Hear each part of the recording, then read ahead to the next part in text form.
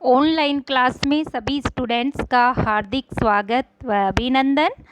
आज हम कक्षा थर्ड ईयर का फर्स्ट पेपर पाश्चात्य विचारक में प्लेटो के न्याय सिद्धांत के बारे में अध्ययन करेंगे कि प्लेटो का न्याय सिद्धांत न्याय क्या है और उसकी विशेषताएं, किन आधारों पर उसकी आलोचना की गई है और उसका महत्व, इन सब पर आज हम चर्चा करेंगे। पहले हम प्लेटो का सामान्य परिचय इसके बारे में जान लेते हैं। आइए हम देखते हैं कि प्लेटो दर्शन शास्त्र और पाश्चात्य राजनीति चिंतन का प्रथम प्रवर्तक माना जाता है, यानी पाश्चात्य राजनीति चिंतन का जनक प्लेटो को माना जाता है। ये क्यों माना जाता है? क्योंकि प्लेटो ही ऐसा पहला विचारक था जिसने राजनीति दर्शन का क्रमबद्ध व व्यवस्थित रूप से प्रतिपादन किया। उससे पहले किसी ने भी व्यवस्थित व क्रमबद्ध रूप से राजनीति दर्शन का प्रतिपादन नहीं किया था। प्लेटो का जन्म एथेंस के एक कुलीन परिवार में हुआ था और उनका वास्तविक नाम अरिस्तोक्लिस था। प्लेटो एक महान दार्शनिक था और उसके संपूर्ण चिंतन पर उसके जो गुरु सुकरात थे उनका प्रभाव दृष्टिगोचर होता है। और इसी कारण मैक्सी ने कहा कि प्लेटो में सुकरात पुनः जीवित हो गया है। प्लेटो को पाश्चात्य जगत का महान समन्वयकर्ता माना जाता है क्योंकि उसने दो परस्पर विरोधी धाराओं को समन्वित करने का प्रयास किया। हेराक्लाइट्स तथा पार्मेनिडिस, इन दोनों धाराओं को समन्वित करने का प्लेटो ने प्रयास किया। प्लेटो के अनुसार वास्तविकता विखंडित है, अर्थात सत्य को बांटा नहीं जा सकता। प्लेटो ने अपने प्रसिद्ध ग्रंथ रिपब्लिक में अपना न्याय सिद्धांत दिया और न्याय रिपब्लिक का केंद्रीय विषय है, यानी प्लेटो का जो सबसे प्रसिद्ध ग्रंथ था वो रिपब्लिक था और अब प्लेटो के राजनीति चिंतन का केंद्र बिंदु भी ही न्याय था। और इसी कारण रिपब्लिक को न्याय से संबंधित यानी कंसर्निंग जस्टिस के नाम से भी अभिहित किया गया है।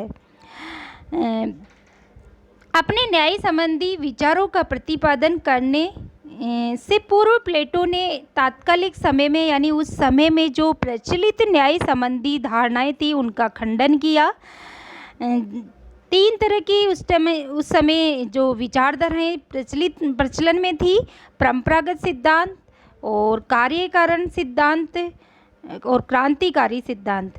तो इन सभी जो तीनों सिद्धांत थे उनका पहले प्लेटो ने खंडन किया। परंपरागत सिद्धांत के जो समर्थक थे वो थे सिफालस और पोलीमार्कस। सिफालस कहते हैं कि सत्य बोलना और दूसरे के ऋण को चुका देना ही न्याय है। पोलीमार्कस का कहना है कि मित्र के साथ मित्र का व्यवहार यानी श्रेष्ठ व्यवहार और शत्रु के साथ घृणित व्यवहार करना ही न्याय है। लेकिन प्लेटो इस न्याय की व्याख्या का यानी इस धारणा का खंडन करते हुए कहता है कि ये दोनों ही सिद्धांत दोषपूर्ण और अनुचित है, क्योंकि सत्य बोल करके अपने देश की गुप्त जानकारी देना अन्याय है और मित्र तथा शत्रु का पता लगाना ये असंभव है, क्योंकि कई बार मित्र मित्र होते हुए भी शत्रुता का व्यवहार पीठ पीछे वह शत्रु जैसा व्यवहार करता है। दूसरा सिद्धांत था क्रांतिकारी सिद्धांत।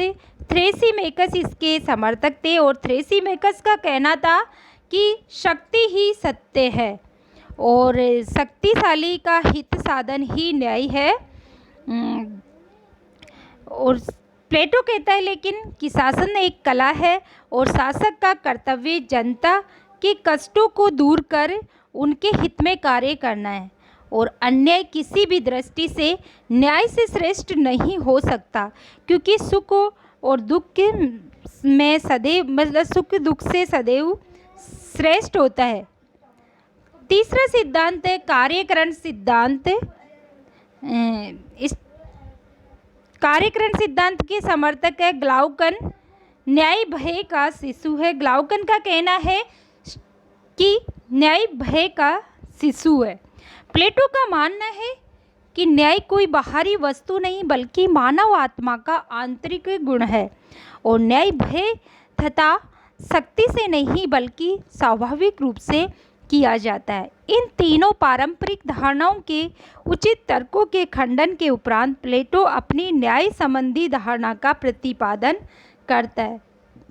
प्लेटो का न्याय सिद्धांत सिफालस, पोलीमार्कस, थ्रेसीमेकस तथा ग्लाउकन न्याय के जिन दृष्टिकोणों का प्रतिपादन करते हैं उन तीनों की ही एक समान विशेषता है कि वे न्याय को बाह्य वस्तु मानते हैं, जबकि प्लेटो उसे न्याय को प्लेटो न्याय को आंतरिक व स्वाभाविक मानता है।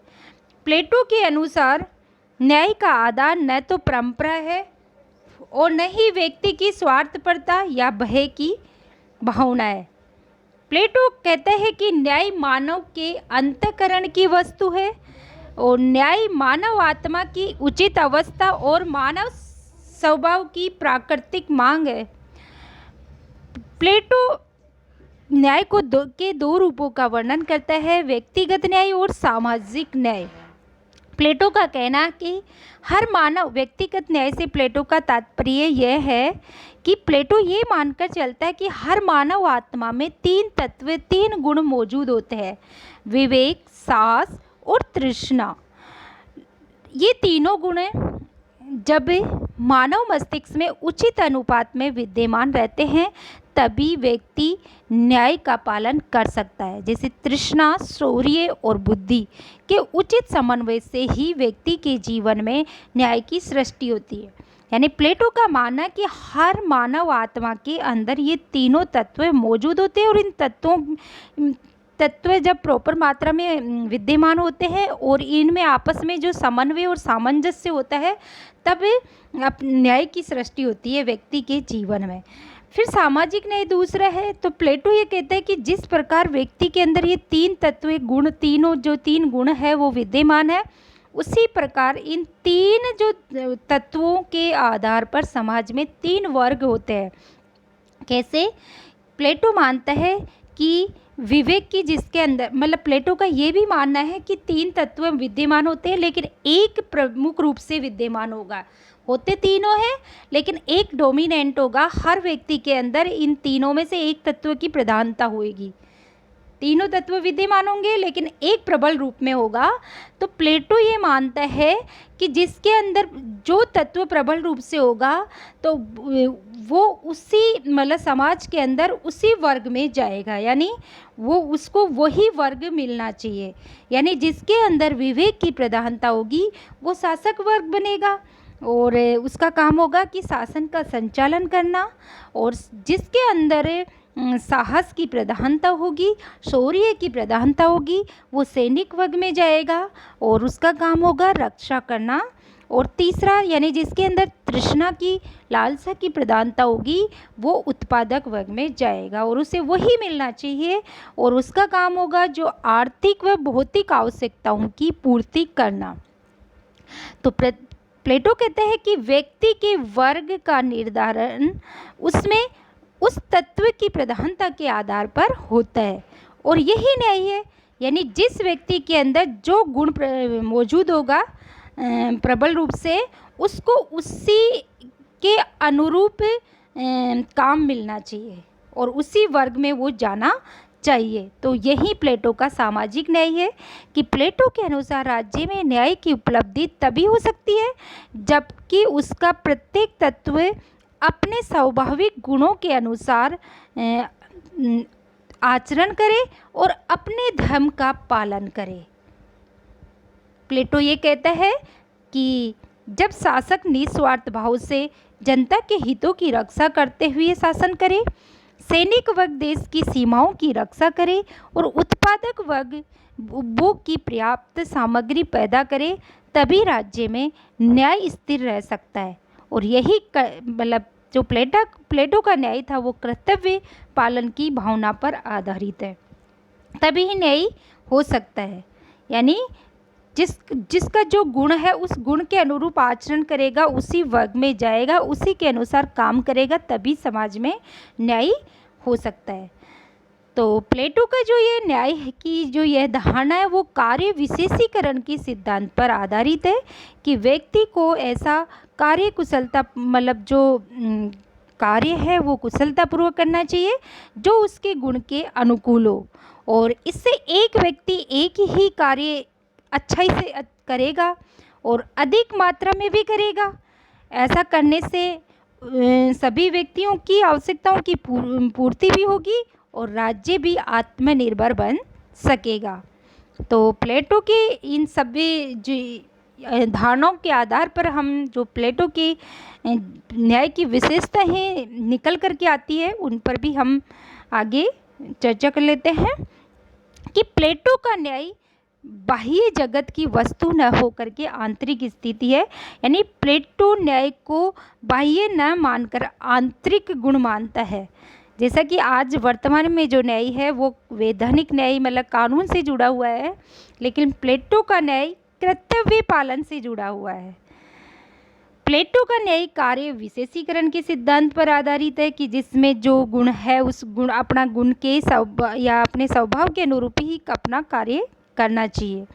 व्यक्ति के कार्यों को हस्तक्षेप की मतलब जो हस्तक्षेप की बात करता है, यानी कोई भी व्यक्ति दूसरे के कार्य में हस्तक्षेप न करे। प्लेटो का न्याय समाज में एकता का सूत्र है। प्लेटो के न्याय की कुछ आधारों पर आलोचना भी की जाती है। पहली आलोचना, प्लेटो का न्याय कानूनी धारणा नहीं बल्कि एक नैतिक धारणा है। यह मनुष्य को केवल अपने कर्तव्यों तक सीमित करने वाली भावना मात्र है। प्लेटो के न्याय सिद्धांत को वर्तमान समय में जो अधिक जनसंख्या वाले राज्य हैं वहाँ पर लागू नहीं किया जा सकता। तीसरी आलोचना, इससे समाज में एकता नहीं बल्कि वर्गीय आधार पर बिखराव होने की संभावना, क्योंकि प्लेटो समाज को 3 वर्गों में विभाजित कर देता है।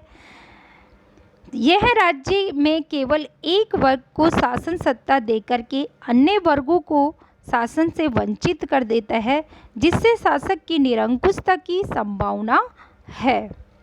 फिर भी हम यह नहीं पूरी तरह नकार नहीं सकते कि प्लेटो के न्यायिक सिद्धांत का कोई महत्व नहीं है, क्योंकि प्लेटो का जो न्याय सिद्धांत है उसका आज भी भाई उस तत्कालीन परिस्थिति में तो बहुत महत्व था ही, लेकिन यह सही है कि प्लेटो का कहना कि अपने गुण के अनुरूप ही कार्य करना चाहिए, जब ही व्यक्ति अच्छे से उस कार्य को कर सकता है।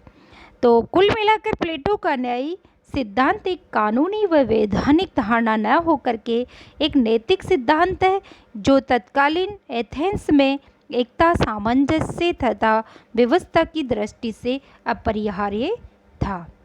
आई होप कि तुम्हें समझ में आया होगा। Thank you so much.